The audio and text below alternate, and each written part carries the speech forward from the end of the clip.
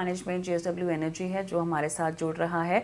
Numbers की अगर हम बात करें तो सालाना आय में लगभग 16% का इजाफा हुआ है, जबकि मुनाफा हमने करीब 16% बढ़ता हुआ देखा है। और जो बातचीत होगी मैनेजमेंट के साथ वो कई सारे पहलुओं पर होगी, जैसे कि समर सीजन में पावर डिमांड का आउटलुक जानने की हम कोशिश करेंगे, नए अधिग्रहण और योजनाओं को लेकर उनकी क्या दलीलें हैं और क्या चर्चाएं चल रही हैं कंपनी के अंदर, बातचीत करेंगे।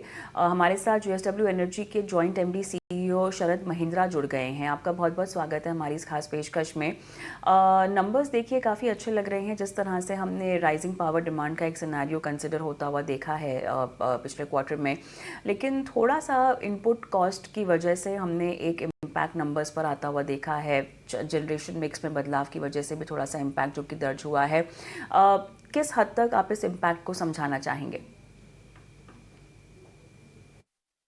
देखिए, अगर हम जनरेशन की बात करें तो क्वार्टर 4 में आपने बिल्कुल सही बोला कि जनरेशन मिक्स में चेंज आया है। हमारा ओवरऑल जनरेशन 24% की ग्रोथ हुई है, जहां कंट्री में पावर डिमांड ग्रोथ करीब 4.2% हमने देखा है। 24% की ग्रोथ है, बट इसमें से आरई जनरेशन की ग्रोथ 34% है। और अगर आरई जनरेशन रिन्यूएबल एनर्जी में भी देखें तो हमारा जो ग्रोथ है 67% हमारा विंड जनरेशन में ग्रोथ है as compare to last year quarter 4।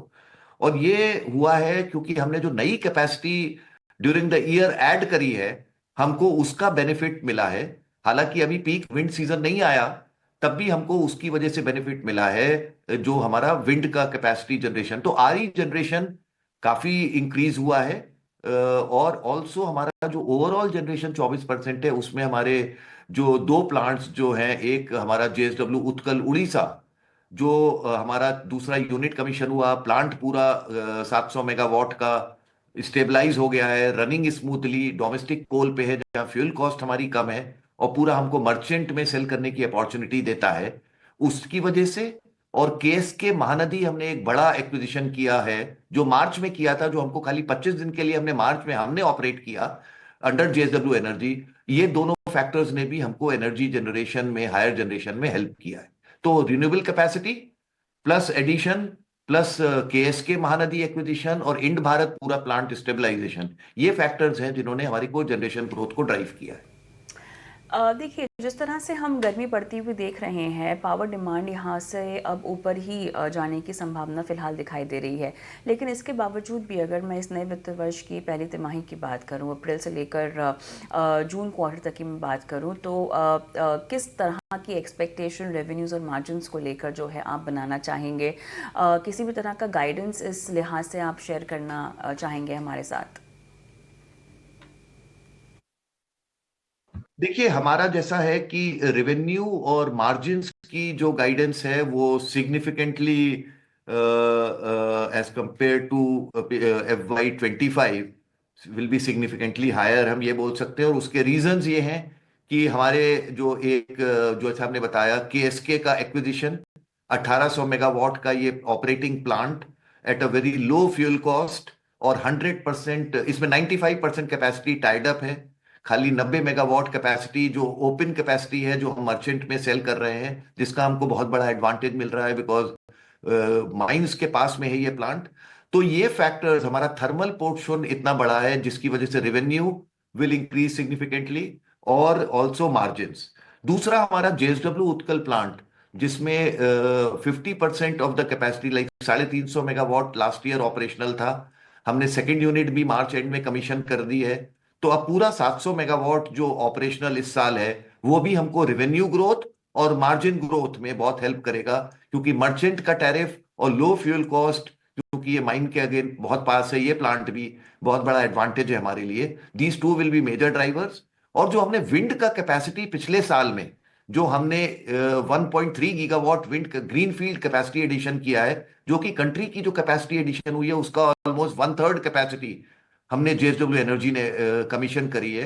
But सारी कैपेसिटी, हमारी majority capacity second half of the year में आई थी, और जो कि अक्टूबर से दिसंबर मार्च के पीरियड में। और कंट्री में जो पीक विंड सीजन होता है वो नॉर्मली मई से लेके सितंबर तक होता है, तो उसका एडवांटेज हमको लास्ट ईयर नहीं मिला था। बट इस बार वो कैपेसिटी फुल्ली अवेलेबल है, तो normalise generation, normalise margin and EBITDA, ये हमको फ्रेश कैपेसिटी एडिशन जो हमने किया है लास्ट ईयर, उसका भी हमको इस साल में बहुत एडवांटेज मिलेगा। तो हम रेवेन्यू और मार्जिन्स दोनों पे हम सिग्निफिकेंट इंक्रीज एब्सोल्युटली कॉन्फिडेंट हैं जो हमको देखने को मिलेगा।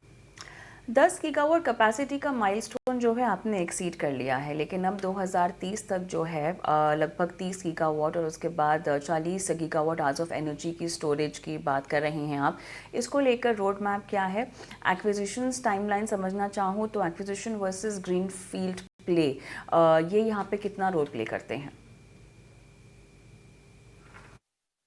यस, आपने सही बोला। 3 साल पहले हमने अपनी स्ट्रैटेजी 2.0 जब अनाउंस किया था तो बोला था कि 20 गीगावाट हम 2030 तक करेंगे, और पहला माइलस्टोन है कि मार्च 25 तक हम 10 गीगावाट पे पहुंचेंगे। तो हमने पहला माइलस्टोन अपना अचीव कर लिया। 10 गीगावाट के अगेंस्ट में हमारी ऑपरेशनल कैपेसिटी 31 मार्च 2025 में 10,875 मेगावाट है। और अभी हम जब बात कर रहे हैं, हमने अप्रैल में O2 का एक्विजिशन कंप्लीट किया है, तो अभी हम जब बात कर रहे हैं तो हमारी ऑपरेटिंग कैपेसिटी 12,200 मेगावाट है।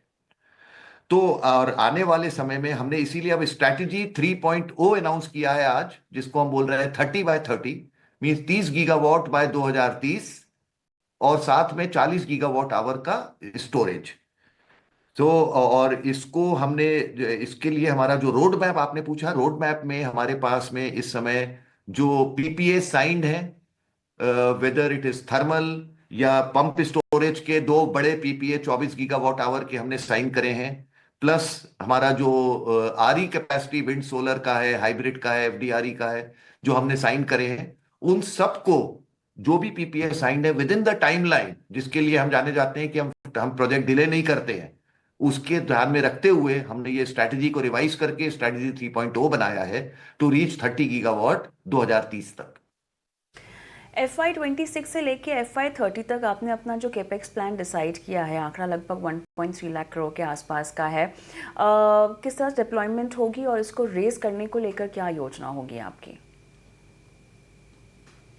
ये हमारा जैसा हमने बोला है कि अभी जब हम बात कर रहे हैं आफ्टर O2 एक्विजिशन, हमारी ऑपरेशनल कैपेसिटी 12,218 मेगावाट है। और इस साल में भी हमको कैपेसिटी ऐड करेंगे, तो 30 गीगावाट 2030 तक पहुंचने के लिए आप ये मान सकते हैं कि 12,200 मेगावाट के ऊपर हर साल हमको मे बी 3.5 गीगावाट 4 गीगावाट इस तरह की कैपेसिटी ऐड करनी है। करंट ईयर में भी हम वही करेंगे, और आने वाले साल में इसको मेंटेन रखेंगे कि हम 30 गीगावाट पहुंच जाएं with in the time lines.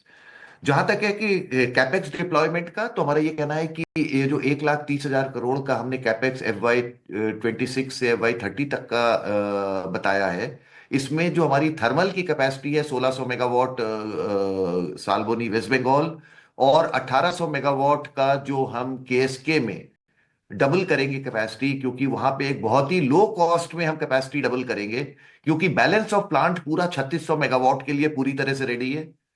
Fourth unit of 600 megawatt, उसका 40% काम ऑलरेडी हो चुका है जब हमने एक्वायर किया है। तो जो नॉर्मली बेंचमार्क कॉस्ट है for setting up a greenfield project thermal plant. Right, चलिए, बहुत बहुत धन्यवाद आपका, आपने समय दिया और तमाम सवालों के जवाब दिए। बहुत बहुत धन्यवाद। चलिए, इसी के साथ कॉर्पोरेट कनेक्शन में इतना ही। मुझे भी इजाज़त दें, ब्रेक लेते हैं। ब्रेक के उस पास स्टॉप फटाफट। नमस्कार।